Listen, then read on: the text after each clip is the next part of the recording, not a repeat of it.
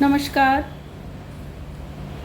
राजकीय महाविद्यालय श्री कर्णपुर के YouTube चैनल पर आपका स्वागत। दिव धातु हम कर रहे थे। दिव धातु के 4 लकार कर चुके हैं। आज करेंगे विधिलिंग लकार। रूप आप सामने देख रहे हैं। दिव्येत, दिव्येताम, दिव्येयुः, दिव्येः, दिव्येतम, दिव्येत, दिव्येम, दिव्येव, दिव्येम। देखिए, विधिलिंग लकार में प्रथम पुरुष एकवचन दिव्येत, मध्यम पुरुष बहुवचन दिव्येत, हल्का सा अंतर है। एकवचन में त हलंत है और इधर मध्यम पुरुष बहुवचन में बिना हलंत के है।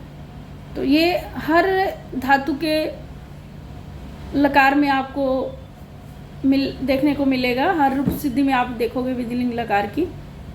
तो इस बात पे थोड़ा ध्यान दें। शायद मैंने पहले भी ये चीज़ बता चुकी हूँ तुम्हें। कई बार क्या है, दिव्येत हलंत वाला रूप आता है, बच्चे दिव्येत बिना हलंत वाला बना देते हैं। तो इसे अच्छे से आप जो है ध्यान रखें।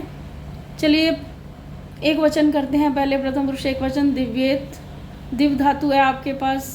लिंग लकार अनद्यतने लिंग से वही लिंग लकार करोगे। अनद्यतन काल के अर्थ में दिव धातु से लिंग लकार, जैसे आपने भू धातु से किया था। तिप्तस जी से तिप का लिंग के स्थान पर आगम कर दोगे, आदेश कर दोगे लिंग के स्थान पर। फिर ती शेष बचेगा। उसके बाद ती से भी त हलंत बचाओगे, क्योंकि जितने भी लिंग लकार आपने रूप बनाए हैं पहले, उसमें इतश सूत्र से प्रत्यय के इकार का लोप करते हो। तो यहाँ भी वही है, इकार का लोप कर दोगे आप। चलिए, अब दिव धातु में शप का आगम तो प्राप्त होता है, लेकिन बात कर देता है कौन? दिवादिभ्यो शयन। दिवादिभ्यो शयन से दिव धातु से शयन प्रत्यय होगा, शप नहीं होगा और यह शेष बचेगा। देखिए 4 धातुएं आप पहले कर चुके हो, लट, लिट, लोट, लंग। तो इन सब में ये सारी चीज़ें हो चुकी हैं जो मैं आज पुनः बता रही हूँ आपको। सिर्फ आपको पुरानी वही सारी चीज़ें रखनी है और भू धातु का लिंग लकार सामने रख लेना। कुछ भी खास नहीं है। यानी आप जैसे कि रूप सिद्धि में ही देख रहे हो, दिव्य दिव्य, पहले आपने दिव्य तक सीखा, अब दिव्य एक ही मात्रा भी सीख रहे हो आप बस इसमें। जैसे भवेत, भवेताम, भवेयु बना था, ऐसे ही ये बनेगा। तो ठीक है, एक बार मैं वैसे एक रिपीट टाइप समझ लो, आपको रिपीट कर रही हूँ। तो दिव से शयन से यह बच गया हमारा त हलंत है पीछे। दिव्य, दिव, दिव्य और त। अब उपदा है दिव की ई को हम दीर्घ कर देंगे, जो पहले कर चुके हैं उसी के अनुसार ही। हलीचा सूत्र से, हलीचा से हम उपदा को दीर्घ करके दीव बना देंगे। यह पर है, वह हलंत है, दिव्यत बन गया। दिव्यत अभी हलीचा से हमने दीर्घ कर दिया। इसके बाद जो लिंग लकार का सूत्र है, जो लिंग लकार में लगता ही है, क्या? यासुट का आगम होता है। यासुट परस्मैपदेशु उदात्तो गिच्चा सूत्र से किसको हुआ यासुट का आगम? तिप प्रत्यय को। तिप से हमारे पास त बचा हुआ है, इसको यासुट का आगम, यास बचेगा शेष। चूंकि टित है इसलिए त के आदि में आ जाएगा। जैसे आपने भू धातु में किया, सेम वैसे ही करना है आपको।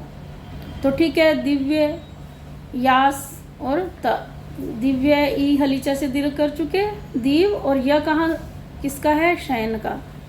तो वो इसके अंदर मिला हुआ है दीव में, दिव्य, और यासुट का यास बच गया। सुट तिथु आगे एक सूत्र है, इसमें तिप प्रत्यय के तकार को सुट का आगम। सुट में से स्कार शेष बचता है, देखिए, और स्कार शेष बचेगा। और सुट कैसा है? टित है, इसलिए तकार को हुआ है, तकार के आदि में आ जाएगा। तो दिव्य, यासुट का यास, और फिर सुट का स, और फिर त, तिप का जो हमारा त हलंत। चलिए आगे, दिव, या, स और त। अब आप देखिए कि स, स, त तीनों ही हलंत वर्ण है हमारे पास यहाँ पर। तो जो बीच वाले 2 स हैं हमारे, इन दोनों स्कारों का हम लोप कर देंगे लिंगय सलोपो अनंत्यस्य सूत्र से।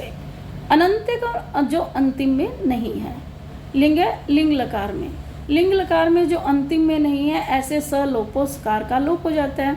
तो इन दोनों स्कार का हम लोप कर देंगे स का। ये पहले भू धातु में भी कर चुके हो आप, डिटेल अच्छे से, फिर दोबारा से वहाँ से देख लेना। दिव्य या स का लोप हो गया और त, तो दिव्य या त ये बच गया हमारे पास, दिव्य या त। अब चलिए अतो ये है, अतो ये से आपने क्या किया था, यास को ई आदेश, यास को या कर दोगे। दिव्य या त है, जो या किसका है, यास का है, ई आदेश हो गया। तो दिव्य और ई और त। चलिए अब य का अ है और परे ई का ई है, अ और ई में गुण संधि कर देंगे।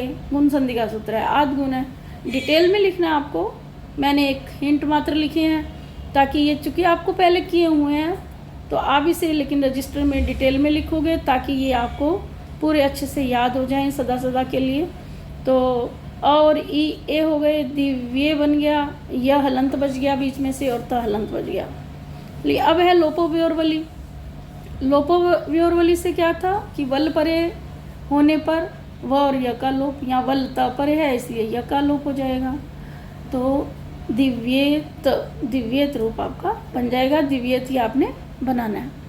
अब आप ध्यान कीजिए भू धातु का लिंग लकार। देखिए उसमें ये सारे सूत्र लगाए थे आपने, यासित पश्चिमी प्रदेश उदात्तो गिच्चा, फिर यास को ये आदेश किया था तो ये ऐसे, आदगुणय भी किया था, फिर लोपोव्योरवली भी किया था। ये चारों सूत्र आप भू धातु में बड़े डिटेल में अच्छे से समझ चुके हो। बाकी दिव से दिव्या बनाना है, शयन का आगम करके, हलीचा से दीर्घ करके, तो ये सब आप समझ लिए आपने। दिव धातु में पहले 4 लकारों में और बाकी भू धातु है।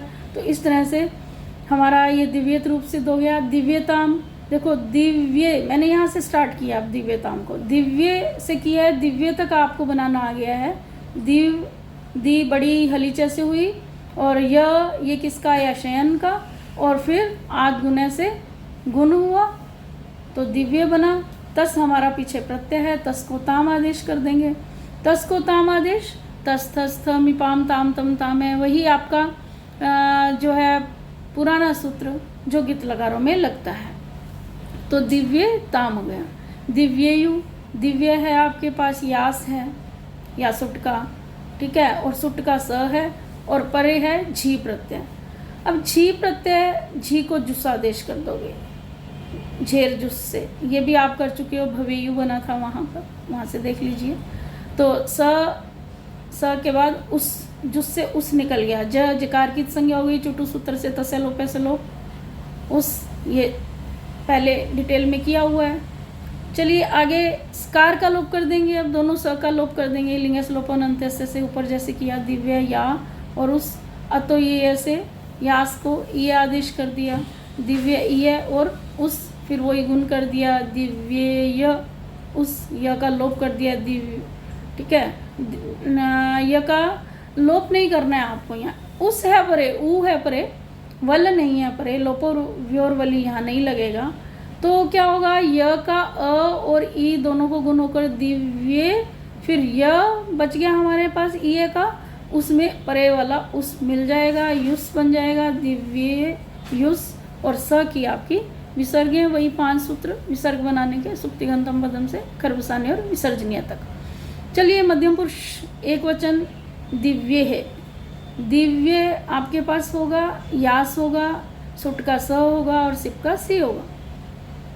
दिव्य या दोनों स का लोप कर दोगे, या और सी, फिर वही अतो ये से यास को ई है, दिव्य और ई को गुण, फिर य बच गया, य का अब लोप कर दोगे यहाँ लोपोव्योरवली से, और फिर स बच जाएगा। ई का भी यहाँ पे लोप हो जाएगा। ई का लोप किससे करोगे, यहाँ मैंने लिखा नहीं है। ई का लोप आप जो आपने तिप में ई का लोप किया, किससे किया था, इतश्च सूत्र से, इतश्च से यहाँ भी ई का लोप कर दोगे, दिव्येश बन जाएगा और स की वही 5 सूत्रों से विसर्गे।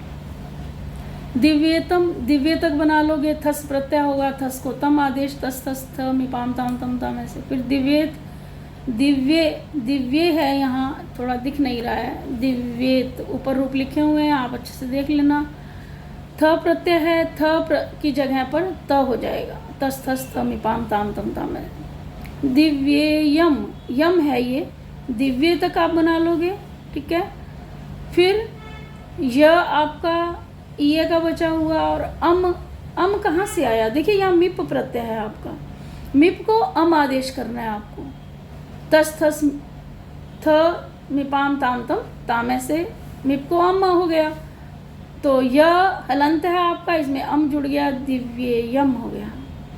चलिए दिव्य ये है द्विवचन आपका, दिव्य होगा वस होगा, दिव्य में वस जुड़ जाएगा और स का लोप कर दोगे। किससे करते आए हो स का लोप, नित्यम गीता से, हरदम नित्यम गीता से उत्तम पुरुष के अंत्यस्कार का लोप करते आए हो, उससे स्कार का लोप हो जाएगा, दिव्येम। इसी तरह से आपका दिव्येम बन जाएगा। अंतर इतना, वहाँ वस प्रत्यय था और यहाँ मस प्रत्यय है, दिव्य तक वैसे ही है, मस लगाओगे, दिव्य मस और स का नित्यम गीता से लोप करोगे। तो इस तरह हमारी ये देखिए आप दिव्य धातु पूरी हो जाती है। 4 लकार हमने कल किए थे, आज हमने 5वां भी कर लिया है, तो ठीक है। अब हम कल हु धातु से शुरू करेंगे। थैंक